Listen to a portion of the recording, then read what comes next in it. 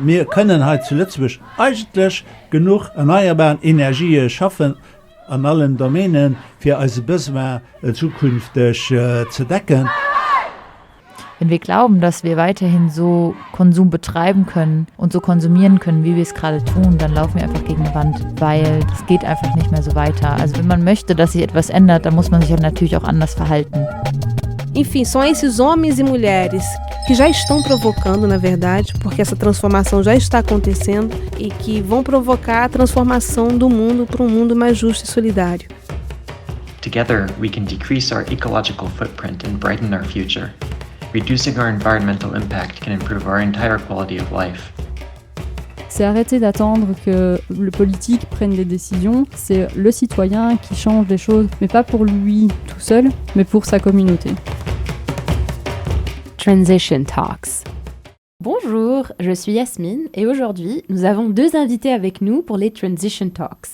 Cécile Devroy de Facilitech et Karine Cardoni de EmoSkills. Bienvenue. Bonjour. Bonjour. Cécile, tu fais partie de la Réconomie à Esch et tu es coordinatrice de la communauté de co-créateurs. Oui, c'est exact. En fait, voilà, je suis depuis un certain temps maintenant dans le mouvement de la transition. Et comme dit toujours le responsable la personne qui coordonne la rééconomie, j'ai créé mon propre poste en fait. Et c'est vrai que cette communauté d'éco-entrepreneurs, elle s'est créée en fait déjà en 2016 et petit à petit en fait elle a grandi et c'est surtout par rapport à des personnes qui ont fait des shifts, des transitions professionnelles. Ce sont toutes les personnes qui se sont finalement lancées dans leur passion et qui se sont dit voilà, je veux retrouver un sens à mon travail et c'est véritablement mon dada, c'est de pouvoir inviter les gens à faire cette transition et surtout de les accompagner par la suite, alors pas réellement de l'accompagnement de coach mais de soutien et de pouvoir leur permettre d'avancer et surtout la difficulté première pour des personnes qui sont dans cette transition, c'est justement le fait de se sentir seul et c'est pour ça que la communauté est là. Et c'est ce que je fais donc au sein de la rééconomie. À Esch, nos bâtiments se trouvent à Facilitech sur Esch. Voilà, c'est plus ou moins ce que je fais en tout cas au quotidien. J'ai également une casquette de communication pour la rééconomie, qui est mon deuxième parcours, je veux dire, au niveau de mon cursus. C'est également la communication. Alors, ce que je peux ajouter par rapport à cette communauté d'éco-entrepreneurs, il y a plusieurs choses que les entrepreneurs, justement, peuvent trouver dans cette communauté, c'est le fait de se réunir pour une session de CODEF, parce que je travaille beaucoup avec les outils de l'intelligence collective.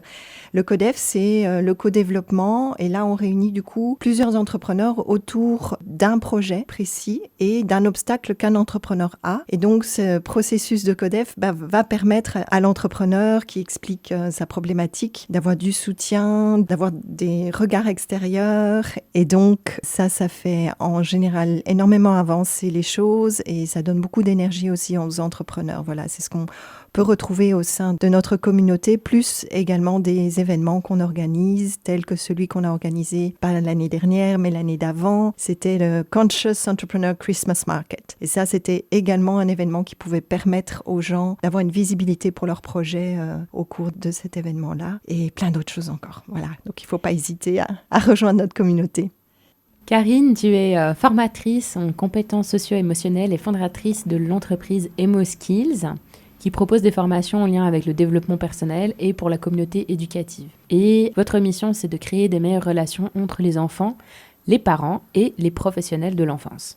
Oui, en effet. Moi, j'ai créé EmoSkills en 2019, après avoir travaillé très longtemps dans le secteur privé pendant plus de 20 ans. Et avec quelques divergences d'opinion, on va dire, avec certaines personnes dans l'entreprise dans laquelle je travaillais, j'ai décidé de me reconvertir et d'être plus en phase avec mes valeurs, c'est-à-dire des valeurs humanistes dans lesquelles j'avais envie de me retrouver. Et donc, c'est la raison pour laquelle j'ai décidé de créer cet organisme de formation qui permet effectivement de travailler sur l'humain. Alors, au départ, je m'étais dit, pourquoi pas travailler vraiment uniquement centré sur les enfants, parce que ça fait plusieurs années maintenant que je pratique ce qu'on appelle la discipline positive avec mes enfants et j'ai vraiment vu qu'il y avait des changements très, très importants en termes de complicité, en termes d'ouverture vis-à-vis des enfants. Et donc, du coup, j'ai eu vraiment vraiment envie de me dire pourquoi pas transmettre ça à d'autres. Et puis ensuite, je me suis dit, mais j'ai quand même 20 ans dans le secteur privé où j'ai été responsable d'équipe, où j'ai travaillé beaucoup avec l'humain. Et donc, je me suis dit que pourquoi pas travailler aussi sur le développement personnel, à la fois pour des particuliers, des salariés d'entreprise et des dirigeants. Et donc, c'est la raison pour laquelle j'ai mixé tout ça. Et du coup, je mets en place avec d'autres experts du domaine, des coachs certifiés. J'ai mis en place des formations effectivement en lien avec le développement personnel. Donc on a vraiment les deux parties au sein d'EmoSkills. Tu peux juste préciser un peu quel genre d'atelier vous proposez vous avez un peu un éventail en fait, de choses.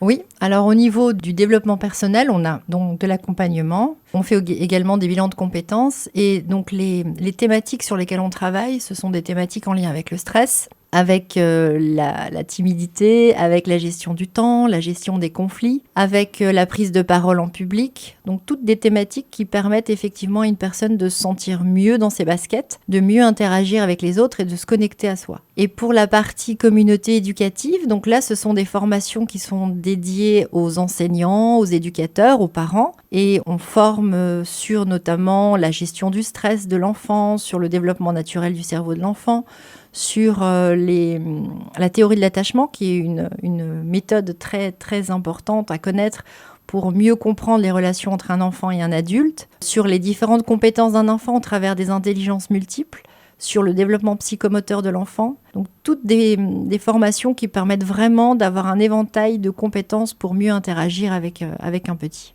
Et tout ça au Luxembourg. Et tout ça au Luxembourg, oui. Cécile, on va parler de transition intérieure et notamment de transition professionnelle, une transformation que beaucoup de gens vivent aujourd'hui parce qu'on a rarement un job pendant 40 ans dans la même boîte. Est-ce que tu pourrais nous parler de ton parcours de transition professionnelle à toi ? Oui, avec plaisir. Je pense que la transition professionnelle, c'est vraiment un ressenti intérieur. Moi-même, quand j'ai fait mon propre, ce que j'aime bien appeler le shift, parce que c'est vraiment ça. On passe véritablement de ce qu'on a eu l'habitude de faire pendant des années et à une grosse remise en question en disant, mais finalement, est-ce que ça a du sens pour moi ? Quelle est ma valeur ajoutée finalement à la société en faisant le travail que je fais aujourd'hui ? Et j'invite souvent les gens aussi à questionner leur enfant intérieur en disant, mais tiens, petit, j'avais un attrait pour les animaux, j'avais un attrait, je voulais soigner des gens, enfin voilà, il y a plein de choses différentes et ce questionnement est important parce que c'est là où la passion que vous avez finalement et c'est ça qui va permettre d'aller plus facilement vers cette transition professionnelle. Pour ma part, voilà, j'avais fait 6 ans, j'étais dans le domaine de l'audiovisuel, donc le cinéma. J'ai toujours aimé ce que je faisais, mais j'avais un mal-être. Je me dis, tiens, j'en ai fait le tour, j'avais été au Festival de Cannes, j'avais vu, voilà, dès que je parle de mon travail, on se dit, mais comment tu peux lâcher un job pareil. Mais bon, je pense que c'était parce que j'avais besoin d'autres choses. J'avais aussi terminé une formation de coach. Et ça, il y a eu cet appel de tester, en tout cas, et de vouloir accompagner les gens. Et j'avais fait moi-même aussi tout un parcours de développement personnel. Et il y a eu ce déclic, voilà. À un moment donné, je me dis, il faut que je me lâche, mais je me suis carrément lancée parce que je n'avais pas recherché un travail. J'avais aucune épargne et j'ai un peu lâché du jour au lendemain. Ça, c'est souvent ce que beaucoup de gens n'osent pas et ne vont pas faire et qui vont plutôt être prudents et en se disant que voilà, je vais d'abord rechercher un travail, ou lâcher mon job que je suis en train de faire, mais plutôt faire du 80%, du 40%, enfin voilà, diminuer leurs horaires. Et voilà, moi j'y suis carrément allée et je suis toujours vivante. Je ne vis pas sous les ponts parce que c'est un peu la crainte financière derrière qui fait. Et ça, pour la petite anecdote, je me souviens, quand j'ai réalisé ce que j'avais fait, je me suis retrouvée en voiture et je passais devant, il y avait un pont et il y avait une personne sans abri et un combi de flics. Ça faisait 10 ans que je prenais ce chemin-là, j'avais jamais vu ça auparavant. Je me dis, oh, on est en train de m'envoyer un signe là, il y a peut-être éventuellement que je vais me retrouver dans cette situation-là. Donc j'ai une grosse peur au ventre. Puis je me suis dit, mais si ça devait m'arriver, ça, il y a un exercice en coaching qui est le pire du pire. Alors je me suis mise dans cette position-là. Je me suis dit, le pire, c'est que je rejoins cette communauté, je m'y intéresse, Je vois un petit peu pourquoi eux, ils se sont retrouvés dans cette situation-là. J'en écris un livre, je fais un best-seller.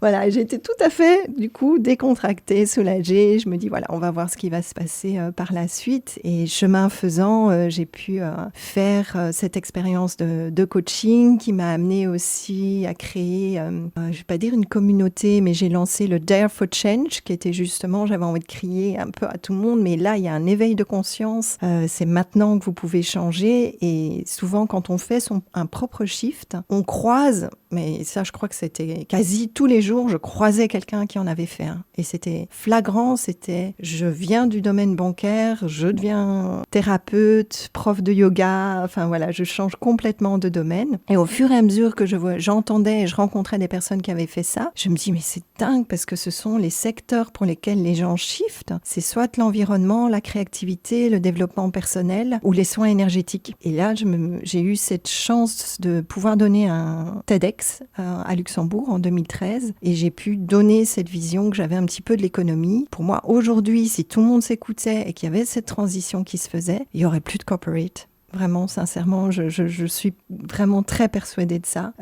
Parce que je pense que chacun d'entre nous a quelque chose d'autre à faire que de remplir les poches de ceux qui ont déjà suffisamment, de toute façon, de ceux qui tirent un peu les ficelles et qu'il est temps maintenant que les gens se disent voilà, je veux avoir de la reconnaissance pour ce que je fais, je veux trouver du sens à ce que je fais et je veux faire ma part, comme le petit colibri, voilà, du mouvement des colibris pour ceux qui connaissent. Voilà, ça c'était un petit peu comment s'est fait ma transition personnelle. Et aujourd'hui, je suis comblée de faire ce que je fais aujourd'hui. Enfin, c'est juste merveilleux de pouvoir se réveiller et se dire « Waouh, voilà, je suis dans mon élément et j'ai créé tout ça finalement en plus ».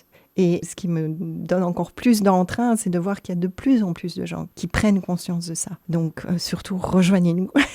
Si vous écoutez ce podcast, il ne faut pas hésiter de faire la transition.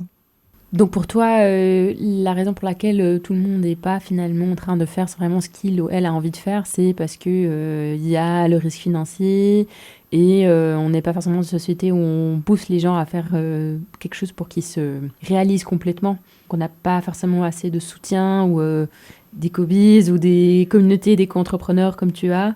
Oui, non, tout à fait. Je pense que forcément, on est toujours maintenu au côté financier des choses. Mais j'aurais envie d'inviter aussi les gens à se dire, mais finalement, le loyer que je suis en train de payer et là où je vis, est-ce que j'ai besoin de tout ça ? Est-ce que j'ai besoin de tout cet espace ? Et en fait, quand on commence à se questionner et qu'on va vraiment vers l'essentiel, en disant, mais non, si je réduis mon loyer, je vais peut-être pouvoir me permettre à faire une transition. En fait, quand on fait une transition, on change son environnement. Et je pense que ça commence par là. Et ça permet aussi, du coup, de ne plus avoir la corde au cou. Parce que c'est à nouveau notre société qui a décidé, vous devez avoir un travail qui va vous ramener de l'argent, avoir votre grande maison, voilà. Et on est rentré dans un conditionnement. J'aime bien toujours dire conditionnement.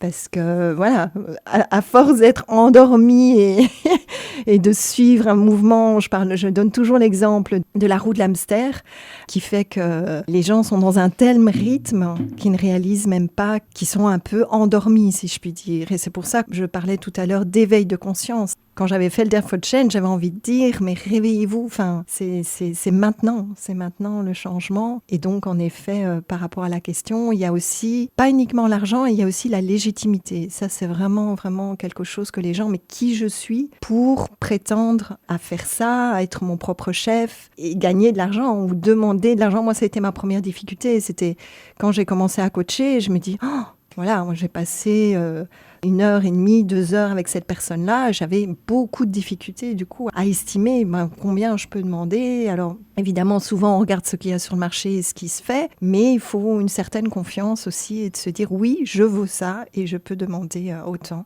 Voilà. Alors, pour rebondir, parce que ça fait écho ce que tu viens de dire, Cécile, moi j'ai travaillé longtemps effectivement dans le secteur bancaire et quelque part, voilà, t'as la vie qui se poursuit, on se pose pas trop de questions, on est dans une sorte de microcosme. Et quand il s'est passé ce qui s'est passé il y a presque 3 ans, j'ai eu donc des problèmes avec certains des dirigeants de l'entreprise et du coup on a décidé de commun accord d'un licenciement. Quand je suis sortie de là, je me suis dit, mais est-ce que je sais faire autre chose que de travailler dans la banque ? Et donc, j'ai postulé dans d'autres banques et bien sûr, j'ai eu un entretien dans une grande banque. Et quand je regarde le gars, je me dis, waouh, non, c'est pas possible. Je vais retourner dans le même truc. Et quelque part, j'ai passé l'entretien, je suis partie, je me suis dit, bon, on verra bien. Et entre-temps, j'ai eu la chance de voir que la House of Entrepreneurship proposait effectivement des programmes pour les gens qui avaient envie de se lancer en entreprise. Et donc, je m'y suis intéressée. Et quelques semaines après, donc j'ai eu un retour de la banque qui me disait, écoutez, on est intéressé par votre CV. Et là, je leur ai dit, c'est très gentil, mais non, j'ai décidé de me reconvertir. Et là, j'ai eu vraiment, la pièce est tombée, comme disent les Belges. Je me suis dit non, je vais plus du tout retourner dans le secteur bancaire. C'est pas du tout finalement ça que j'ai envie de faire. D'ailleurs, depuis longtemps, je me posais des questions. Et j'ai vraiment envie de faire des choses qui sont en lien avec mes valeurs, avec le monde de l'enfance, avec tout ce qui tourne autour effectivement de la bienveillance. Et c'est la raison pour laquelle je me suis lancée après, grâce à la House et Newco notamment également, pour faire des formations digitales, etc. Et c'est là que je me suis dit, mais j'ai une âme d'entrepreneur en fait. J'ai envie de faire ça. Et cette âme d'entrepreneur mêlée à mes convictions, ont fait que j'ai créé l'organisme que j'ai créé il y a 2 ans. Et je suis tout à fait d'accord avec toi de dire que le destin est super, parce que j'ai rencontré justement plein de gens, des entrepreneuses, des entrepreneurs bienveillants qui avaient envie de changer de vie, qui m'ont vachement enrichi, et j'ai eu beaucoup plus d'interactions positives ces 2 dernières années que pendant 20 ans travailler dans le secteur bancaire. Donc c'est vrai que je regrette absolument pas, même si c'est du boulot d'être entrepreneur, on bosse le jour, le soir, souvent, mais c'est un vrai bonheur et je regrette en aucun cas mon choix de vie. Merci pour ce témoignage, c'est super, et ça prouve au moins que voilà, tu es passionné par ce que tu fais et que ça valait la peine en tout cas de... Absolument. Formidable. L'enfance, c'est un moment super décisif dans la formation de la personnalité et l'apprentissage de la gestion des émotions. Comment donc est-ce qu'on peut accompagner les enfants au mieux pour qu'ils et elles deviennent des jeunes et des adultes bien dans leur peau ? Alors, il faut savoir déjà, petite statistique de l'UNICEF qui est sortie, je pense, en 2017, qui mentionnait qu'en fait, 4 enfants sur 5 étaient soumis à de la discipline violente, verbale ou physique. Donc ça peut paraître énorme, ça veut dire que ça fait à peu près 80% des enfants qui subissent des gifles, des fessées. Et on a tendance à penser que finalement c'est normal, c'est la violence ordinaire, mais en réalité ça a vraiment des impacts sur l'enfant. Donc ce que je dirais pour... que les auditeurs retiennent vraiment les éléments essentiels, je dirais, pour le bien-être de l'enfant. C'est vraiment d'avoir, je dirais, 3 mots qui vraiment permettent une relation idéale. C'est l'empathie, c'est le fait de soutenir un enfant et c'est le fait d'aimer un enfant. Donc ce sont effectivement des choses qui permettront de permettre à l'enfant d'avoir un développement optimal de son petit cerveau, qui est très très fragile et malléable, notamment jusqu'à l'âge de 6 ans. Et si on arrive à avoir cet accompagnement de l'enfant, eh bien il vivra de belles années dans sa petite enfance, dans l'âge de l'adolescence et puis aussi quand il sera plus grand. Et concrètement, dans vos ateliers, qu'est-ce que vous regardez en fait ? Qu'est-ce qu'on peut faire concrètement, à part bien sûr ne pas faire de fessées, ne pas avoir de châtiment corporel, être dans l'empathie ? Est-ce qu'il y a des techniques particulières qu'on peut appliquer avec des enfants, notamment des petits ? Un enfant de 3 ans qui dit non 40 fois par jour, ça peut être un peu fatigant. Donc est-ce qu'on a des techniques qu'on peut utiliser ? Avant, tu as mentionné par exemple les punitions positives. La discipline positive. Discipline positive. Ouais.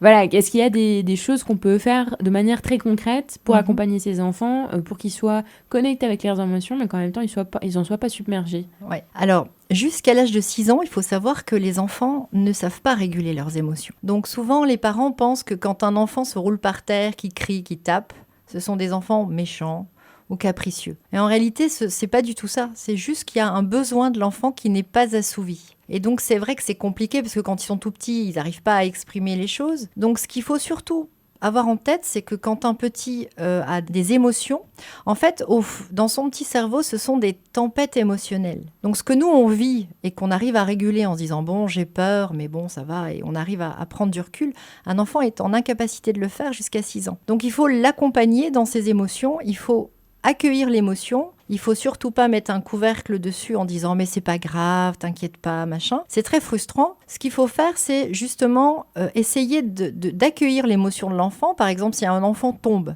on aura tendance à dire souvent « mais c'est pas grave, relève-toi ». Et en réalité, ce qu'il faut faire par rapport à ça, c'est d'essayer vraiment de respecter ce qu'il vient de ressentir et donc de dire à l'enfant « Waouh, tu es tombé, là je sens vraiment que tu t'es fait très très mal. Viens, on se fait déjà un gros câlin. » Déjà ça va permettre à l'enfant de s'apaiser, d'avoir un taux de cortisol qui est l'hormone du stress qui va d'office diminuer dans son cerveau et donc de vraiment l'accompagner dans sa douleur finalement. Et quand on fait ça, on montre à l'enfant que finalement l'enfant il a le droit d'avoir mal, il a le droit d'avoir peur, il a le droit d'être en colère, il a toute la légitimité de le faire et c'est ce qui va permettre aussi à un enfant par la suite de se sentir beaucoup plus à l'aise avec lui-même et avec les autres. Et c'est pour ça qu'on parle souvent en ce moment des émotions. Beaucoup de gens disent, il faut gérer les émotions de l'enfant. Souvent, on ne sait même pas ce que ça veut dire exactement une émotion. Mais en tout cas, c'est très, très important. Et scientifiquement, maintenant, c'est prouvé que de permettre à un enfant d'exprimer ses émotions, ça lui permet effectivement de se sentir mieux dans son corps, mieux dans sa tête, plus en légitimité avec lui-même, avec les autres.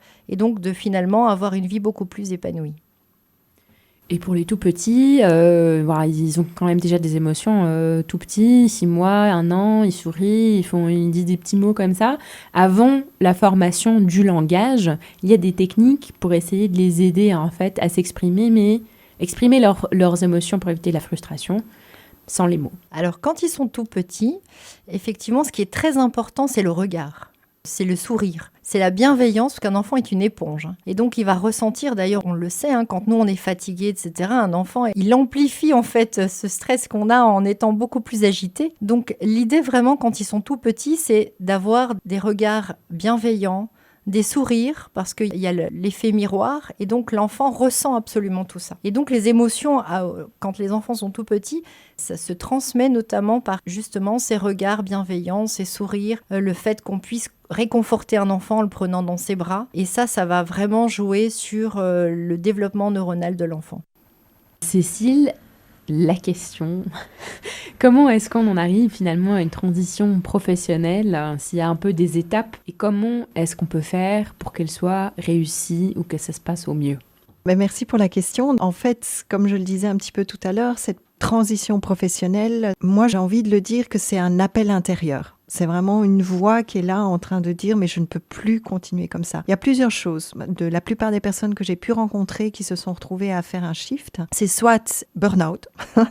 En fait, c'est une maladie, c'est le corps qui est tellement à un point de saturation que d'ailleurs le corps est ce qu'on a de plus merveilleux parce qu'il est toujours là pour nous envoyer les bons signaux et pour nous dire quand on va trop loin. C'est assez violent, burn-out quand même. Et, oui, tout à fait. J'avais assisté au festival Maintenant qui a eu lieu en septembre, il y a 2 ans, je pense. Là, il y avait une personne qui a fait un atelier, un workshop, et qui avait intitulé son workshop « Merci Burnout ». Merci Monsieur Burnout. J'ai assisté à l'atelier, j'ai bien aimé la façon dont elle l'avait intitulé, parce que toute personne qui a eu un burnout, je crois qu'il serait peut-être aussi à vouloir dire « merci ». Parce que sinon, il n'y a parfois pas la volonté suffisante et c'est quelque chose de plus et d'extérieur qui a aidé à la personne à conscientiser et à dire c'est maintenant qu'il faut que j'agisse et en tout cas ou sinon je vais y laisser ma vie. Bon, j'exagère, mais c'est parfois aussi dur et malheureusement on tombe aussi loin que ça pour pouvoir faire la transition. Mais d'autres personnes, ça peut se passer aussi très softly. Ça peut être simplement une décision personnelle. Comme je disais aussi, ça ne doit pas être non plus en se lançant comme moi un peu dans le vide. Il y a d'autres qui préparent leur transition. Et ça se fait graduellement. Donc, il y a une multitude de facettes de pouvoir faire cette transition. Alors, j'ai envie de dire que l'important, c'est de la faire. Donc, pour tous ceux qui hésitent encore.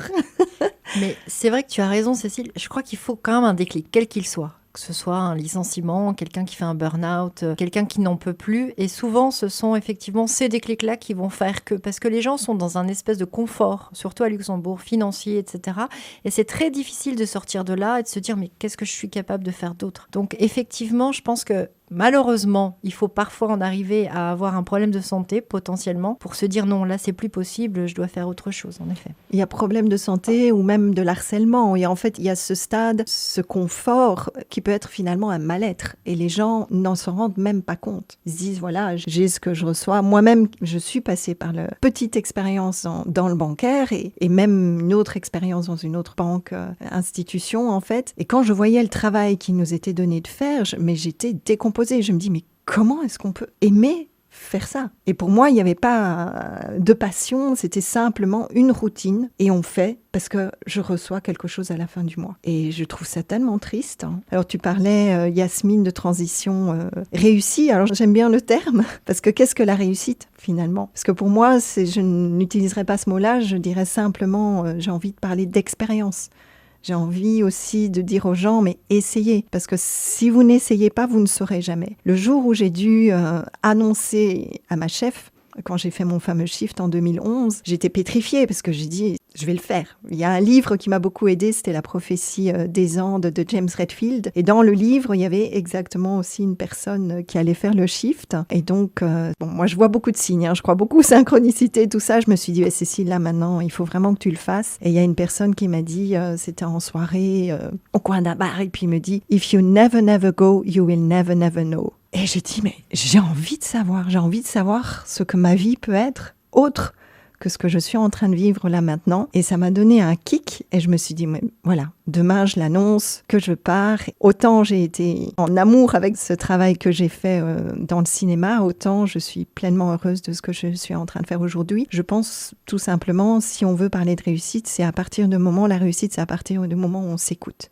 On entend cette voix intérieure qui parfois est là en train de frapper de toutes ses forces et qui dit, mais voilà, pars, c'est maintenant, fais autre chose, tu es appelé à faire autre chose et ça, c'est la plus belle des réussites. Donc il faut quand même une sorte de déclic, on espère que ça se passe sans burn-out et après oser.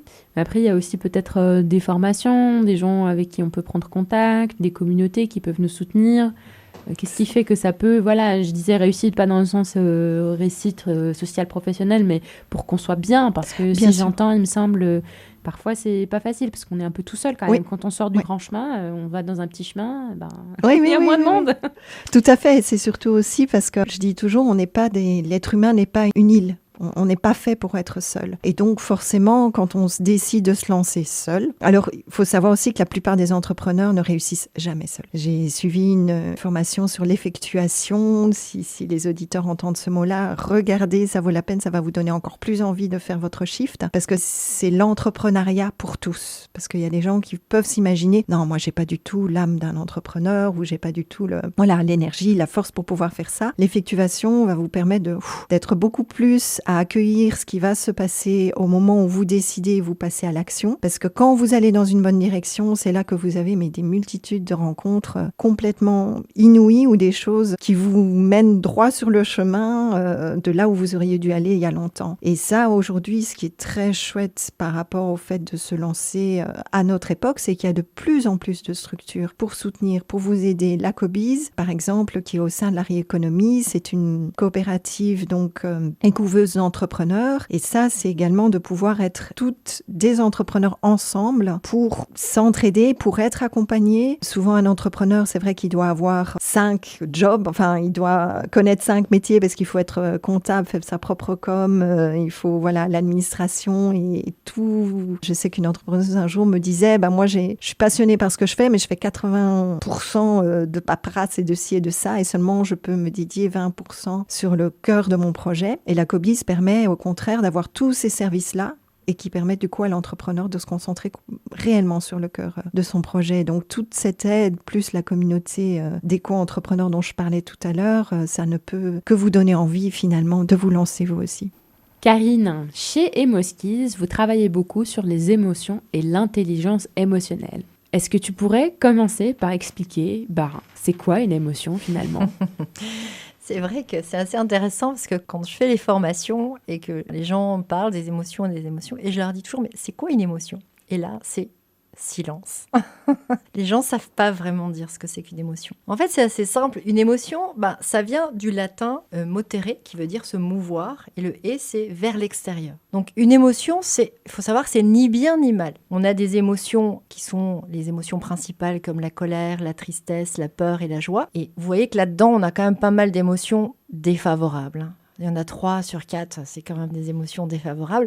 Alors, j'aime pas dire négatives. Il y a des gens qui parlent d'émotions négatives, mais c'est défavorable. Pourquoi c'est pas négatif ? Parce que toute émotion est nécessaire. On a besoin de toute émotion pour comprendre, en fait, ce qui se passe en nous. Donc chaque émotion, en fait, elle est liée à des besoins. C'est un phénomène vraiment totalement biologique, donc on peut rien y faire. C'est une chimie qui se passe à l'intérieur de notre cerveau qui est en lien avec le corps. Et donc, du coup, c'est quelque chose qui est très important pour pouvoir savoir ce qu'on veut. Donc l'émotion, c'est vraiment lié aux besoins, assouvis ou non assouvis. Quand on a de la joie, ça veut dire qu'on a assouvi un besoin derrière. Quand on est dans la colère ou la peur, ça veut dire que quelque chose s'est pas bien passé qui a fait qu'on a eu ce sentiment de peur ou de colère. Et donc, du coup, il faut faire quelque chose justement pour éviter que la fois suivante, quand une situation similaire se produise, on peut réagir différemment pour justement ne plus être en colère ou ne plus avoir peur. Donc voilà, l'émotion, elle est vraiment là pour te dire, attention, là, il y a un besoin assouvi ou non assouvi. Donc elles sont nécessaires. Et vous savez combien par jour on a d'émotions ? Elle est 30. On en a plus de 10 000. C'est-à-dire que 90% de notre journée, elle n'est faite que d'émotions. Donc imaginez bien, c'est pour ça que c'est si important d'en parler. Imaginez quand on ne sait pas réguler nos émotions. J'aime pas dire le mot gérer parce qu'on ne gère pas, mais quand on ne sait pas réguler une émotion, notre journée, elle ne se passe pas forcément au top. Et c'est pour ça que c'est très important d'en parler aux enfants quand ils sont tout petits, parce que du coup, plus tard, ça sera quelque chose de totalement naturel. Et du coup, ce sera normal pour eux d'exprimer ce qu'ils ressentent. Donc en fait, les émotions sont super utiles, quoi. Super utiles. Et elles servent énormément. Alors, vous savez à quoi elles servent, les émotions ? C'est moi qui fais les questions maintenant. Alors, l'émotion, elle nous aide à nous connaître. Elle nous aide à savoir ce qui se passe en nous. Elle nous aide à comprendre, je l'ai dit tout à l'heure, nos besoins. Et c'est grâce aux émotions qu'on va réussir à penser, à réfléchir, à prendre des décisions dans notre vie, à faire des choix. Elles influencent vraiment tout notre corps et elles vont aussi affecter nos perceptions, notre façon de voir la vie. Quand par exemple on est sous stress, c'est-à-dire on a un sentiment de peur, de colère, forcément on n'arrive pas à percevoir les choses de manière claire. Si on sait réguler cette émotion, on arrive beaucoup mieux à prendre la décision adéquate. C'est pour ça que les émotions, quand elles sont bien gérées, elles procurent vraiment du bien-être et de l'énergie. C'est pour ça aujourd'hui qu'on parle pas uniquement de QI mais de QE. Exactement. Qui est même, je crois que si on a un QE plus, donc un quotient émotionnel plus important, on est beaucoup plus à même à réussir dans tout ce qu'on fait finalement, dans tout ce qu'on entreprend. Oui, merci pour cette remarque très très pertinente parce qu'effectivement, pendant de très nombreuses années, on n'a parlé que du quotient intellectuel. On parle des enfants, leur quotient intellectuel et parfois même les parents sont assez contents que leurs enfants aient un quotient intellectuel élevé, mais en réalité, c'est qu'une partie. Il ne faut pas les mettre en concurrence, le QI et le QE, mais ce sont deux choses complémentaires. Quand on parle d'intelligence émotionnelle, c'est en fait à la fois l'intrapersonnel, donc de bien se connaître, et l'interpersonnel, c'est-à-dire la capacité d'aller vers les autres. Et ces deux dimensions-là sont fondamentales, surtout dans le monde actuel. Pourquoi ? Parce qu'on est dans un monde où on a de la robotisation qui va maintenant prendre le pas progressivement. On a l'intelligence artificielle qui arrive, qui va faire que de plus en plus, les robots vont devenir davantage experts que les humains. Donc, qu'est-ce qui restera à l'être humain ? Ses émotions, son côté humaniste, son côté humain, qui j'espère ne sera jamais remplacé par les robots. Et donc c'est pour ça qu'on dit que c'est très très important que les enfants aient une bonne intelligence émotionnelle. On en parle d'ailleurs de plus en plus en entreprise. L'intelligence collective, qu'est-ce qui fait qu'on puisse travailler correctement les uns avec les autres, qu'on puisse avoir de relations satisfaisantes, c'est vraiment fondamental. Et notamment les grandes structures comme Google, Apple, etc. ne prennent plus que des gens qui ont de bonnes intelligences émotionnelles parce qu'ils ont besoin d'avoir des gens qui soient en mesure d'être flexible, de bien interagir avec les autres, de faire preuve de créativité, d'avoir un bon sens des relations sociales. Et c'est de plus en plus important dans la société actuelle. Et pour en revenir aux enfants, finalement, c'est quoi la grande différence entre un enfant, finalement, qui n'arrive pas à exprimer ses émotions, à qui on n'a pas appris ça, et un enfant qui arrive, effectivement, à s'exprimer clairement dans ses émotions aux autres ?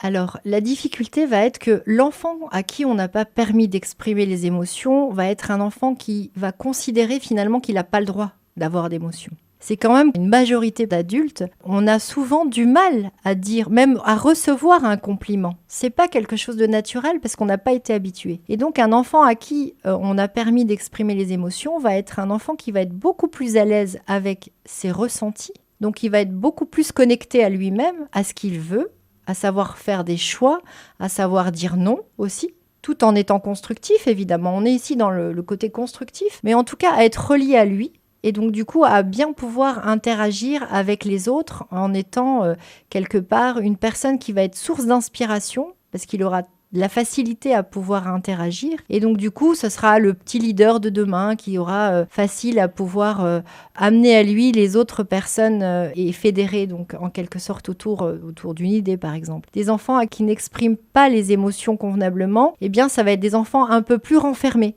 qui vont pas oser, qui vont peut-être pas avoir suffisamment confiance, qui vont se dire oh là là si je dis ça mais qu'est-ce qu'on va penser de moi ? Voilà, et c'est ça un peu la différence qui fait que le fait de pouvoir permettre à un enfant tout naturellement d'en parler va lui permettre d'être beaucoup plus naturel avec les autres et avec lui-même.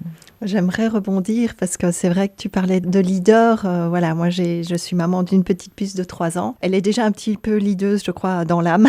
C'est pas uniquement dû au fait qu'elle exprime ses émotions, mais je crois que c'était très intéressant quand tu suggérais aussi aux parents d'accompagner son enfant. Il y a maintenant beaucoup de lectures.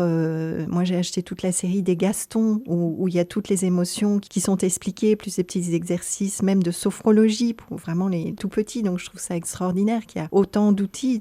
Je pense que c'est important pour que les parents ils savent ça. Et c'est vrai, justement, ma petite puce, j'essaye de l'accompagner, en tout cas, qu'elle puisse reconnaître qu'elle a une émotion ou l'autre. Et elle me dit toujours, maman, j'ai une colère qui est rentrée dans mon petit corps et qui vient exprimer justement qu'elle ne savait pas trop quoi en faire. Et je pense que le fait d'identifier, je crois que c'est vraiment essentiel, en fait. Alors, on parle souvent de la société aujourd'hui, que c'est une société qui est source de stress. Pour les enfants, mais aussi pour les parents. Oui, tu as tout à fait raison. En fait, les enfants d'aujourd'hui sont surstimulés. Ils n'ont plus du tout le temps de s'ennuyer. Ils font une activité par-ci, une activité par-là, ils ont l'école, ils ont très peu de temps entre midi et 2. Les parents travaillent, donc peu de temps à consacrer aussi en termes de temps de qualité. Et c'est vrai, sans compter après la surstimulation avec les tablettes, les écrans, etc. Donc c'est vrai qu'on est dans une société où paradoxalement on parle de plus en plus du bien-être de l'enfant et en réalité l'enfant est de plus en plus mal quelque part. On voit d'ailleurs dans les écoles, etc., les enfants ont de l'agressivité en eux, de la violence, beaucoup de violence verbale aussi. Et je pense que ça, c'est aussi dû au fait... Alors, c'est un paradoxe, parce que quelque part, la femme d'aujourd'hui donc travaille, et tant mieux, a acquis son indépendance, etc. Mais du coup, les mamans ont moins de temps à consacrer à leurs enfants. Et du coup, on les met dans des structures, on les met dans des crèches, etc. Et donc, forcément, il y a cette rupture entre l'enfant et la maman qui, à un moment donné, peut avoir une incidence sur l'enfant. Et parallèlement à ça aussi, pour les parents, on demande énormément. Alors, moi, je vais parler pour les femmes puisque je suis une femme, mais si on n'arrive pas à prendre le recul nécessaire, on peut vite tomber dans une sorte de mal-être profond qui peut aller même jusqu'au burn-out parental, parce que on demande énormément aux femmes. On demande d'être une femme au foyer, une bonne cuisinière, une femme qui sait entretenir, qui a une relation avec son conjoint, qui doit s'occuper de ses enfants, qui doit aussi s'occuper d'elle parce qu'elle doit aller régulièrement chez l'esthéticienne pour être élégante, qui doit être une working girl, qui doit aussi aller se promener un petit peu le week-end parce que c'est bon pour elle, qui doit s'occuper de ses enfants qui ont des allergies et donc faire à manger un peu différemment, etc. Et il y avait une anecdote dans une formation que j'ai fait sur le burn-out où finalement la dame disait « mais donnez-moi une baguette magique pour réussir à faire tout ça en 24 heures ». Et si on n'arrive pas à prendre le temps nécessaire, surtout pour les femmes qui sont perfectionnistes, ça devient extrêmement difficile de gérer tout ça avec du recul et c'est là qu'on peut potentiellement tomber effectivement en burn-out ou en burn-out parental notamment s'il s'agit des enfants. Donc il faut effectivement faire attention à tout ça et se dire qu'à un moment donné il faut prioriser les choses. On peut pas être bon dans tout, on peut pas être parfaite dans tout. Et c'est pas grave parce que personne n'est parfait. Il faut surtout se dire mais comment est-ce que je peux partager mon temps et aussi être en mesure de déléguer parce que parfois les femmes ne délèguent pas aussi. C'est un problème dans le couple. Et se dire mais il y a des choses que je peux laisser à mon mari, notamment par exemple faire les devoirs des enfants le soir pour pouvoir se consacrer un petit peu de temps à soi. Donc c'est vrai que c'est très important de pouvoir être en mesure de s'harmoniser avec son conjoint pour se dire que le partage des tâches est nécessaire et pour se prendre du temps pour soi aussi. Oui, mais tu parlais, Yasmine, de stress par rapport aux enfants et du coup stress des parents. On dit souvent que les enfants ressentent le stress de leurs parents. Et moi, je vais prêcher pour ma chapelle, si je puis dire, parce qu'il y aurait moins de stress, je pense, chez les parents s'ils faisaient déjà quelque chose qu'ils aiment et qu'il n'y ait pas justement ce stress de devoir arriver au travail, d'être pris dans des horaires et des tâches qui fait que ce mal-être et ce stress-là, malheureusement, les enfants le ressentent par la suite. Et voilà, donc c'était le petit plus pour réinviter à faire le shift et à se lancer. Et d'ailleurs, si des gens sont sous stress, c'est une belle transition. J'organise un webinaire dans les rendez-vous d'EmoSkills que j'essaye de faire mensuellement. Et il y a donc un webinaire sur évacuer le négatif, inspirer le positif avec Nadège Ravou, qui est coach et sophrologue et qui viendra nous parler un petit peu du stress. Donc ce webinaire gratuit aura lieu le 26 janvier à 17h30. Donc n'hésitez pas à vous inscrire sur le site d'EmoSkills.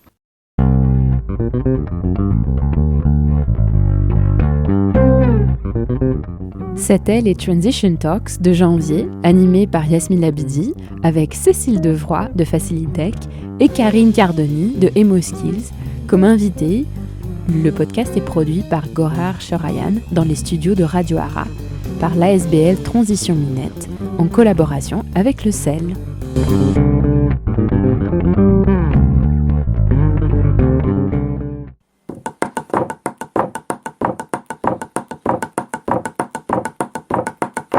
On a piqué votre curiosité et vous ne pouvez pas attendre les prochains épisodes pour en savoir plus. Je vous propose ici quelques pistes pour aller plus loin sur le sujet de la transition intérieure, de l'enfance et de la transition professionnelle. En attendant la prochaine session.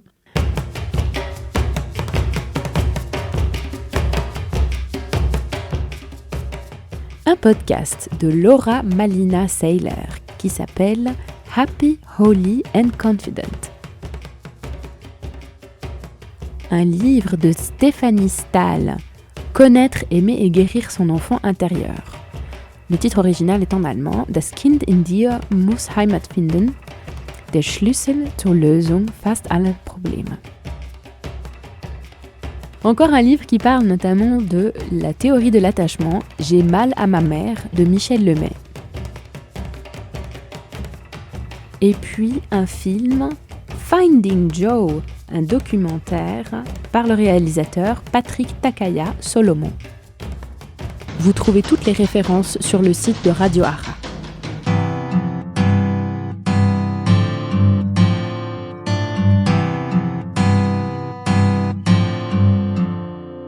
Les Transition Talks, c'est un podcast sur la transition écologique au Luxembourg qui vous donne rendez-vous tous les mois pour en découvrir des initiatives inspirantes existant déjà dans le pays. Ce podcast est coproduit avec Radio Ara et l'ASBL, la Maison de la Transition Minette.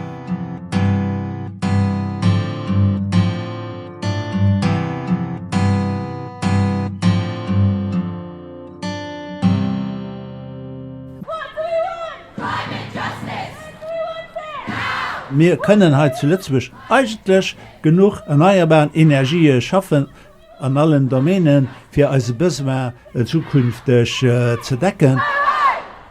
Wenn wir glauben, dass wir weiterhin so Konsum betreiben können und so konsumieren können, wie wir es gerade tun, dann laufen wir einfach gegen die Wand, weil es geht einfach nicht mehr so weiter. Also wenn man möchte, dass sich etwas ändert, dann muss man sich halt natürlich auch anders verhalten. Enfim, são esses homens e mulheres que já estão provocando, na verdade, porque essa transformação já está acontecendo e que vão provocar a transformação do mundo para um mundo mais justo e solidário. Together, we can decrease our ecological footprint and brighten our future. Reducing our environmental impact can improve our entire quality of life. C'est arrêter d'attendre que le politique prenne des décisions, c'est le citoyen qui change les choses, mais pas pour lui tout seul, mais pour sa communauté. Transition Talks.